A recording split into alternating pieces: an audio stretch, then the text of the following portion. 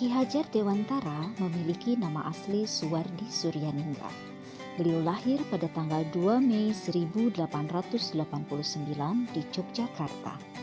Dikenal sebagai pendiri Taman Siswa, sebuah lembaga pendidikan yang memberi kesempatan kepada para pribumi untuk bisa memperoleh hak pendidikan seperti halnya para priai maupun orang-orang kolonial. Menurut Ki Hajar Dewantara, pendidikan adalah tuntunan di dalam hidup tumbuhnya anak-anak. Adapun tujuannya adalah menuntun segala kekuatan kodrat yang ada pada diri anak-anak agar mereka dapat mencapai keselamatan dan kebahagiaan setinggi-tingginya, baik sebagai manusia maupun sebagai anggota masyarakat.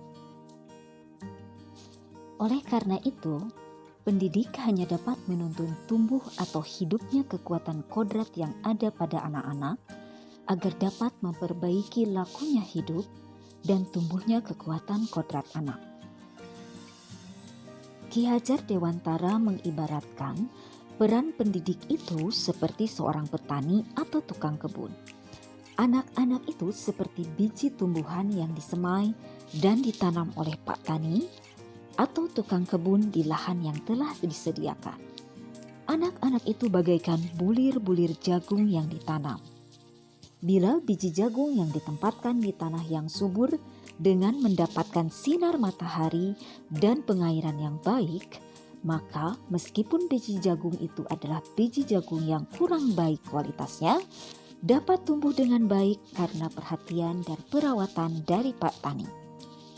Demikian pula sebaliknya, meskipun biji jagung yang disemai itu adalah bibit berkualitas, namun tumbuh di lahan yang gersang dan tidak mendapatkan pengairan dan cahaya matahari serta tangan dingin Pak Tani, maka biji jagung itu mungkin tumbuh namun tidak akan optimal.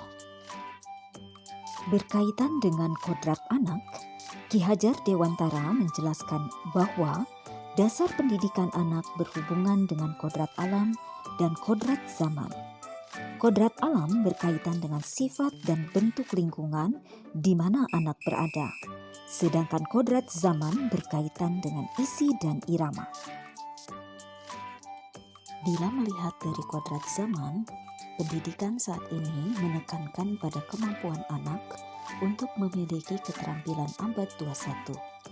Sedangkan dalam memaknai kodrat alam, maka konteks sosial lokal budaya murid di Indonesia Barat tentu memiliki karakteristik yang berbeda dengan murid di Indonesia Tengah atau Indonesia Timur.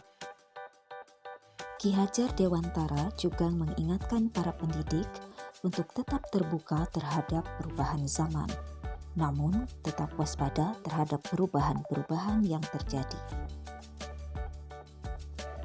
Ki Hajar Dewantara mengingatkan bahwa pengaruh dari luar tetap harus disaring dengan tetap mengutamakan kearifan lokal sosial budaya Indonesia.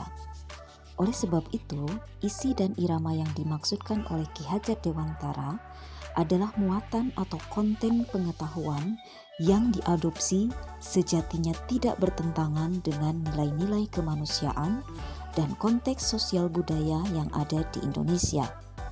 Kekuatan sosial budaya Indonesia yang beragam dapat menjadi kekuatan kodrat alam dan zaman dalam mendidik.